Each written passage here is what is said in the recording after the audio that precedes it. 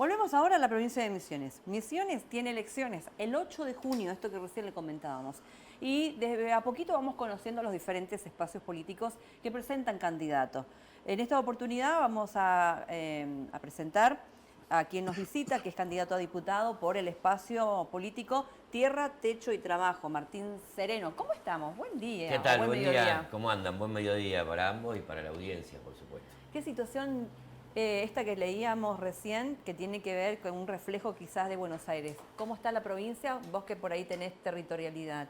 La verdad que lo que decís de Buenos Aires es de terror, la libertad arrasa, ¿no? Sin distinción de grieta, de partido, sino que avanza sobre la población en general. Acá en Misiones no estamos bien, indudablemente, ¿no? Nosotros estuvimos haciendo varios estudios y por lo menos el 50% de los jóvenes, por ejemplo, no tiene acceso a una vivienda propia, ¿no? Y no le alcanza ni siquiera con un trabajo, dos trabajos, tres trabajos para llegar a la vivienda. El nivel de pobreza en este año y medio de gobierno de la Libertad Avanza ha crecido un montón. No hay changas, hay pocas changas, muchas menos changas. Antes vos veías que la gente que no tenía un laburo formal, por ahí salía con una motoguadaña y se ganaba un mango así. Claro, subsistía. O albañiles, sí, de changas, ¿no? Porque la verdad que el empleo formal ha disminuido muchísimo, ¿no? De ahí lo de la economía popular, pero bueno, la verdad que es una situación jodida, las economías regionales están muy jodidas, el tabaco está muy mal, la yerba está muy mal, el té está muy mal, el año pasado todo el mundo se atracó a plantar mandioca y el precio este año es muy bajo. Estamos en una crisis económica estructural muy fuerte y la verdad que todas las medidas que tomó el gobierno de Milei nos tiraron para atrás. Ahora, el misionero, esta gente que Sí. está pasando mal, ¿entiende Sí. que esta situación tiene que ver con las medidas tomadas por un presidente que ellos por allí votaron? Sí, se entiende claramente. No se entiende el aval que tuvo en el Congreso de parte de todos los diputados y diputadas nacionales, ¿no? Porque sin distinción de partido político en la provincia, todos los diputados y diputadas nacionales le avalaron las medidas a Milei. Entonces eso también hace que haya un descontento en general con la clase política, algo que venía pasando, ¿no? Porque si llega un Milei a ser presidente es porque hay una crisis de representación muy fuerte donde la gente no ve expresados sus intereses en las diferentes cámaras y en los gobiernos. Entonces votan a uno que ni conoce a nadie, probando a ver si por ahí cambia algo. Cambió un montón, pero para peor cambió un montón, ¿no?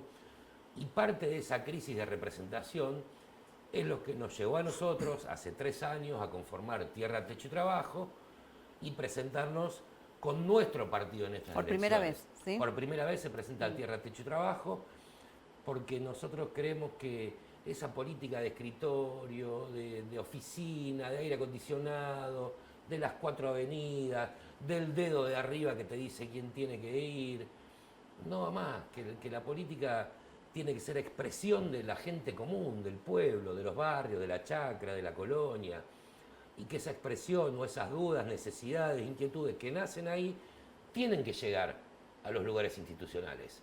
Tiene Martín. que haber en la Cámara de Diputados una voz que hable de eso.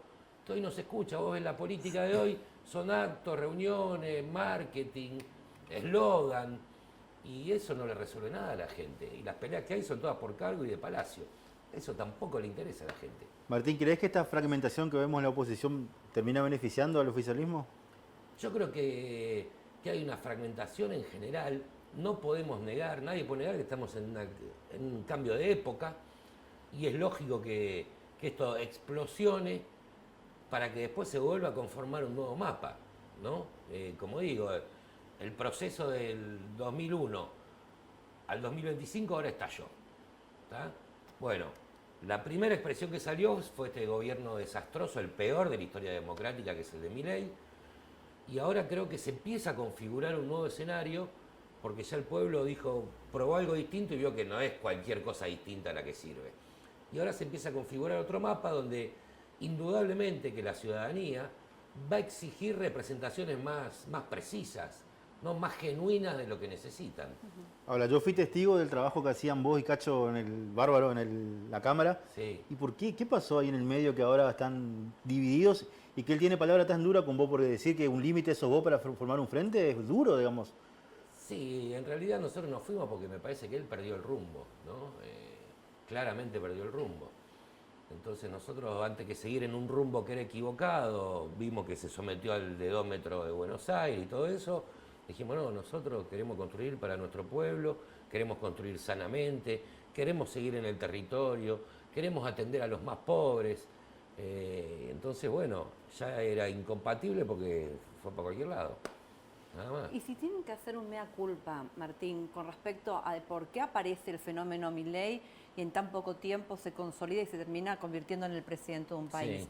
Hagamos un poquitito de historia, de análisis. ¿Qué se hicieron mal? ¿Qué cosas se hicieron mal para que termine pasando esto? De todo. Vos sos peronista, ¿sí? Sí, yo soy Entonces, peronista. desde el peronismo, ¿qué análisis? Mirá, yo me acuerdo lo que decía Néstor. Néstor dice, tenemos que construir una escalera, ¿no? Porque de un salto no vamos a llegar, acordate que vino después de la crisis del 2001, estábamos en el 10º subsuelo, de un salto no vamos a llegar a donde tiene que llegar nuestro pueblo. Yo voy a construir una escalera y voy a ir subiendo todos los peldaños que pueda, 1, 2, 3. Dice, lo importante es que quienes vengan después de mí sigan construyendo peldaños. Nosotros sentimos esa misión, ese mandato de seguir construyendo 1 o 2 peldaños, humildemente, no vamos a hacer todo el recorrido, pero construir 1 o 2 peldaños para que después se siga subiendo esa escalera. Lo que pasó es que no se construyeron más peldaños. Se alejó la política de la gente, se alejó la dirigencia de la gente, se convirtieron en carreras profesionales donde están peleando por cargos permanentemente, donde están más en la rosca y en la disputa de poder. ¿Desde qué momento viste esa fragmentación, digamos, del campo popular? Y desde el año 2011, 12, 13, ponele más o menos.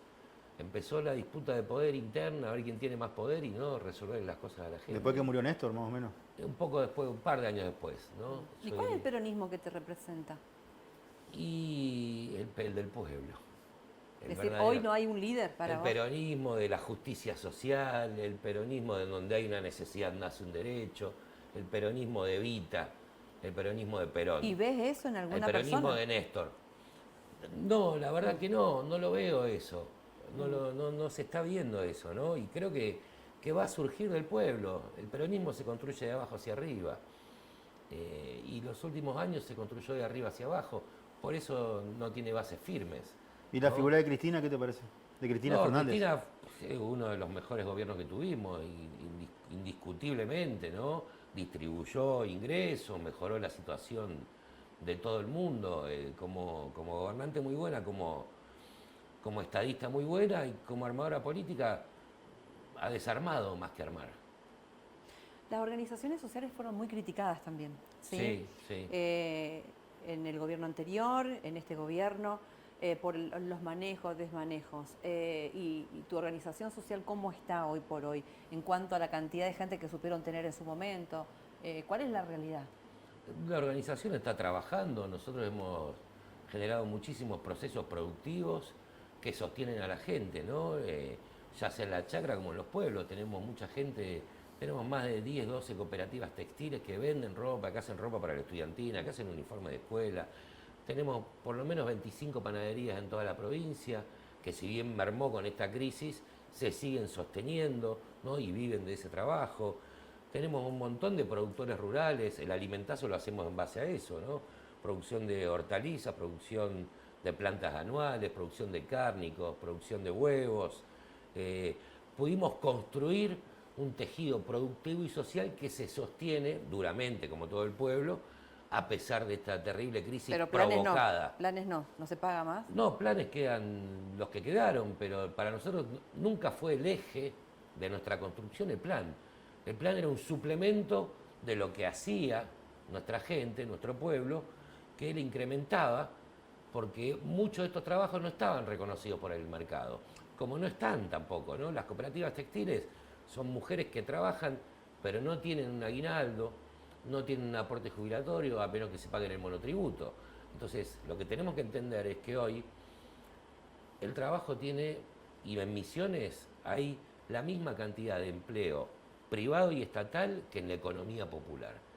Eso es lo que ha generado este neoliberalismo del 90 hasta acá, ¿no? Que haya cada vez menos empleo con derechos. Hay trabajadores, como decíamos antes, los changarines, pero no tienen derechos reconocidos.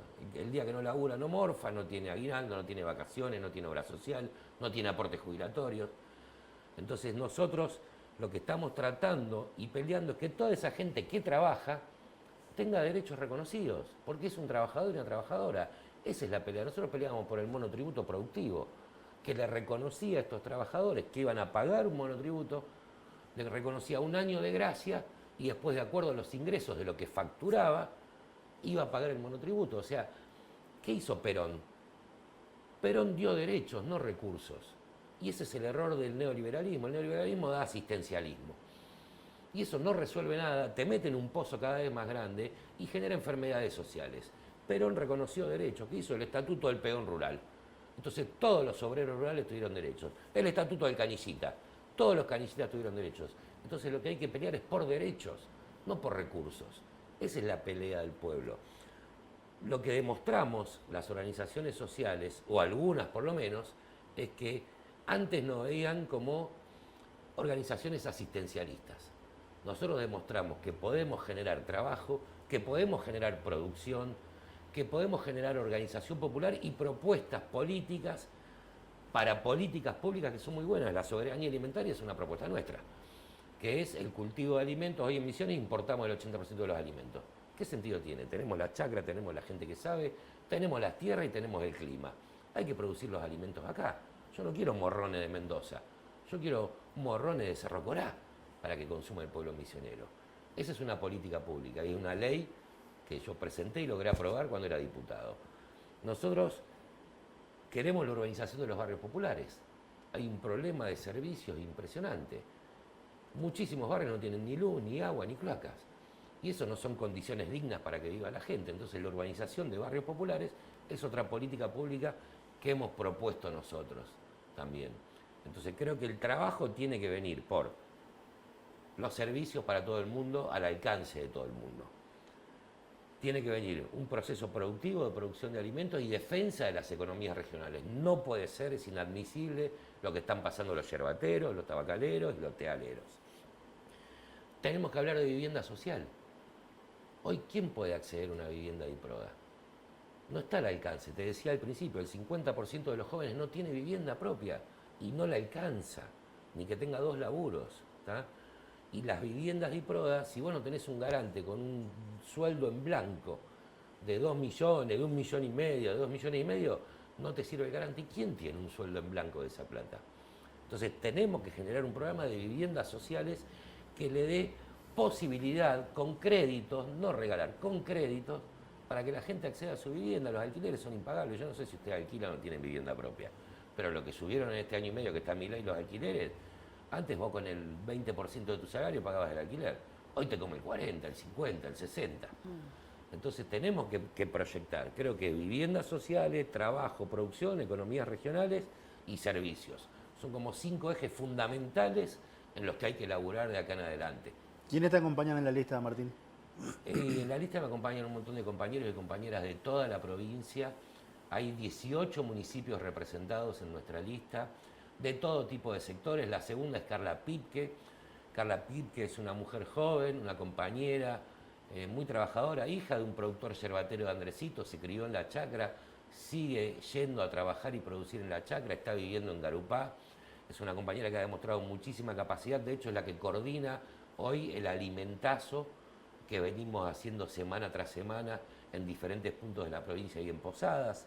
El tercero es Héctor, Ede le decimos, ¿no? Héctor Rodríguez, es de Pozo Azul, es un productor tabacalero de plantas anuales y de verduras, es presidente de la EFA en la zona de Pozo Azul, histórico también militante. La cuarta es Anaí Arzamendia, una docente, profesora de historia, hija de tareferos y tareferas, que tarefeó en su infancia y que ha demostrado, ¿no?, una voluntad de transformación y ascenso social muy fuerte y que conoce la realidad de los más sufridos y las más sufridas de la provincia.